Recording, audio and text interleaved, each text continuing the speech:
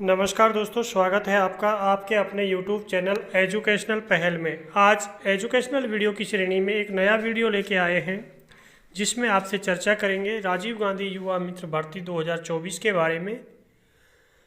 क्या युवा मित्रों को बहाल किया जाएगा? आचार संहिता हटने पर मिलेगा इस भर्ती पर बड़ा अपडेट। इन बिंदुओं के आधार पर इस वीडियो में चर्चा की जाएगी। साथ ही आपका कोई भी डाउट हो या कोई भी आपका समस्या हो तो आप हमें कमेंट कर सकते हैं। आपके कमेंट का रिप्लाई देने की पूरी कोशिश की जाएगी। उससे पहले अगर आपने इस YouTube चैनल को सब्सक्राइब करके नहीं रखा है तो सबसे पहले इस एजुकेशनल चैनल को सब्सक्राइब कर लें, जिससे कि ऐसा एजुकेशनल अपडेट आपको सबसे पहले मिल सके। क्या युवा मित्रों को बहाल किया जाएगा? अभी इस बिंदु पर कहा नहीं जा सकता, क्योंकि इससे पहले भी लगभग 2.25 महीने इन राजीव गांधी युवा मित्रों का धरना प्रदर्शन शहीद स्मारक जयपुर पर लगा हुआ था, बट गवर्नमेंट ने इन राजीव गांधी युवा मित्रों की एक भी बात नहीं सुनी और मजबूरन इन लोगों को आचार संहिता लगने के कारण धरना प्रदर्शन स्थल खाली करना पड़ा। अब इससे हमें नहीं लग रहा है कि वर्तमान सरकार इन राजीव गांधी युवा मित्रों की सुनेगी, जब 2.25 महीने के अंदर भी इन कैंडिडेटों की किसी भी बिंदु पर, किसी भी समस्या पर सवाल जवाब करने को गवर्नमेंट तैयार नहीं थी। तो अब कैसे उम्मीद लगाएं कि ये भर्ती प्रक्रिया बहाल करने को ये सरकार तैयार हो जाएगी। बट नया एक अपडेट है कि राजीव गांधी युवा मित्र भर्ती को एक नए नाम से संबोधित करके कराने की वर्तमान सरकार की मंशा है, जिसका नाम है उत्तर प्रदेश सरकार की तर्ज पर उत्तर प्रदेश में एक योजना चल रही है या एक प्रोग्राम चल रहा है, सीएम फेलोशिप प्रोग्राम, यानी कि मुख्यमंत्री फेलोशिप प्रोग्राम के नाम से ये एज ए राजीव गांधी युवा मित्र भर्ती की तरह ये लोग कार्य कर रहे हैं। सरकार की योजनाओं का प्रचार प्रसार और सरकार की योजनाओं की जानकारी, साथ ही सरकार की योजनाओं का लाभ ये गरीब तबके में या फिर जिन लोगों को इन योजनाओं का लाभ नहीं मिल पा रहा है उन लोगों को इन योजनाओं का लाभ दिलाने का ये काम कर रहे हैं ये कैंडिडेट सीएम फेलोशिप प्रोग्राम के तहत।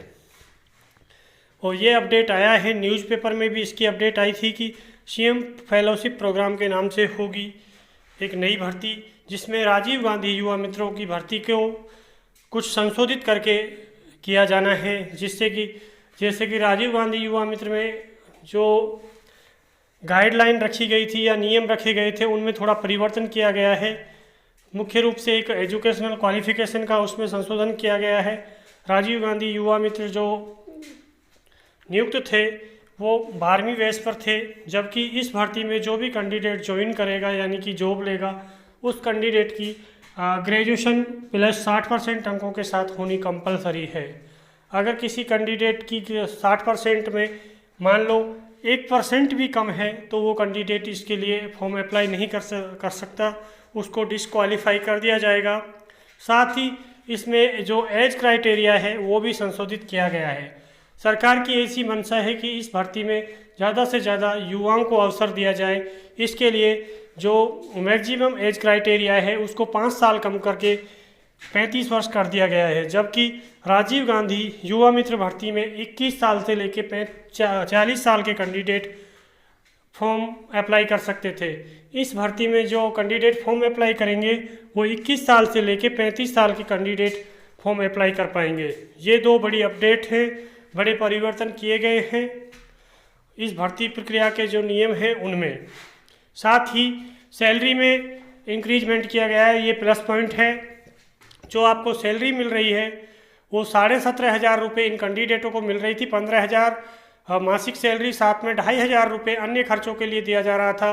टोटल मिलाकर 17,500 रुपये इन राजीव गांधी युवा मित्रों को मासिक पेड यानी मासिक वेतन मिल रहा था।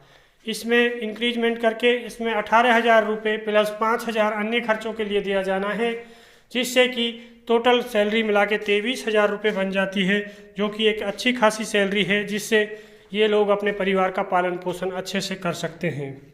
ये तो रही इन भर्ती प्रक्रिया के बहाल करने को लेकर बात चर्चा। अब आचार संहिता हटने पर इस भर्ती का बड़ा अपडेट कौन सा आने वाला है उसके बारे में भी हम आप लोगों से चर्चा कर लेते हैं, क्योंकि वर्तमान में लोकसभा के इलेक्शन होने हैं। राजस्थान के अंदर जैसे ही ये इलेक्शन कंप्लीट हो जाते हैं और आदर्श आचार संहिता हट जाती है, तुरंत ये भर्ती प्रक्रियाएं प्रोसेस में आ जाएंगी और ये राजीव गांधी युवा मित्र भर्ती भी सीएम फेलोशिप योजना या फिर मुख्यमंत्री फेलोशिप प्रोग्राम के नाम से आपके सामने आपको देखने को मिलेगी। ये बड़ा अपडेट आपको सुनने में आ रहा होगा। जैसे ही आचार संहिता हटनी है, तुरंत इन भर्ती प्रक्रियाओं को प्रोसेस में ला दिया जाएगा और आप लोग कैंडिडेटों को ज्वाइनिंग दे दी जाएगी। यानी कि इस कैंडिडेट में भी सेम प्रोसेस होगा जैसा कि आपने राजीव गांधी युवा मित्रों के तौर पे किया था कि आपने सबसे पहले अपना फॉर्म सबमिट किया था, फॉर्म अप्लाई किया था। फॉर्म अप्लाई होने के बाद आप लोगों के इंटरव्यू के लिए आप लोगों को बुलाया गया था, कॉल किया गया था या फिर ईमेल डाले गए थे या फिर टेक्स्ट मैसेज भेजे गए थे। उसी प्रोसेस से आपको इस भर्ती में भी बुलाया जाना है। जैसे ही आपको इंटरव्यू के लिए बुलाया जाना है, उस समय आपका इंटरव्यू होगा। इंटरव्यू में आपका डॉक्यूमेंट वेरिफिकेशन भी होगा। आपको अपने मूल डॉक्यूमेंट के साथ अपने डॉक्यूमेंट की कम से कम 2 फोटोकॉपी सेट लेके जाने होंगे। और जैसे ही आपके डॉक्यूमेंट वेरिफिकेशन हो जाएंगे, उसके बाद फाइनल प्रोसेस बच जाता है। जो कैंडिडेट सेलेक्टेड होंगे, सेलेक्टेड कैंडिडेटों को इंटरव्यू के लिए बुलाया जाएगा। वो संभाग लेवल पर आपके इंटरव्यू होंगे या फिर आपके डिस्ट्रिक्ट लेवल पर भी आपके वो जो भी आपका ट्रेनिंग है, आपके ज़िला लेवल पर आपको ट्रेनिंग दी जाएगी। ट्रेनिंग के बाद जैसे ही आप लोगों को नियुक्ति मिलेगी, नियुक्ति के बाद से ही आपकी सैलरी का प्रोसेस स्टार्ट कर दिया जाएगा। और इंटरव्यू की हम आपको बात क्लियर कर देते हैं कि इंटरव्यू कहाँ होगा।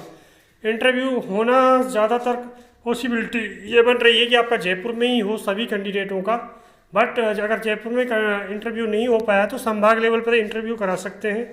बट ज़्यादा उम्मीद आपकी सभी कैंडिडेटों की जिला वाइज आपको जयपुर में ही बुलाया जाएगा और जिस भी विभाग को इस भर्ती की जिम्मेदारी दी जाएगी वो विभाग आपका इंटरव्यू कराएगा। अभी विभाग तय नहीं हुआ है तो मुख्यमंत्री फेलोशिप प्रोग्राम भर्ती को कौन सा विभाग ऑर्गेनाइज कराएगा, किस विभाग को इसकी जिम्मेदारी दी गई है, ये सब बिंदु पर अभी क्लियर नहीं हुआ है। जैसे ही क्लियर होगा हम आपको एक नया वीडियो लेके आएंगे, उसमें आपको ये सारे डाउट आपके क्लियर कर देंगे। फिर भी किसी कैंडिडेट का कोई भी डाउट रह जाता है किसी भी तरह का, वो हमें कमेंट कर सकता है। उसके कमेंट को रिप्लाई करने की 100% कोशिश की जाएगी। जो भी किसी कैंडिडेट का डाउट रह जाता है उसका जवाब दिया जाएगा। इसलिए आप अपने हर जवाब के लिए हमें कमेंट कर सकते हैं। साथ ही आपका जो मेन मकसद है, आपको इस भर्ती के बारे में जानकारी चाहिए, पल पल की अपडेट चाहिए, उसके लिए मैं देखो आपको इस YouTube चैनल से जुड़ के रहना है। इस YouTube चैनल को सब्सक्राइब करके रखना है। अगर आप हमसे हमारे YouTube चैनल को सब्सक्राइब करके रखोगे तो हमारे पास जैसे भी कोई अपडेट आएगा उसका नोटिफिकेशन आपके मोबाइल के स्क्रीन पे आ जाएगा और सबसे पहले वो जानकारी आप प्राप्त कर पाओगे। इसलिए हम बार बार आपको चैनल को सब्सक्राइब करने को बोलते हैं। साथ ही आप वीडियो को ज़्यादा से ज़्यादा शेयर करें, लाइक करें, जिससे कि आपके भाई लोगों को ये जानकारी भी सभी कैंडिडेटों को मिल सके। धन्यवाद।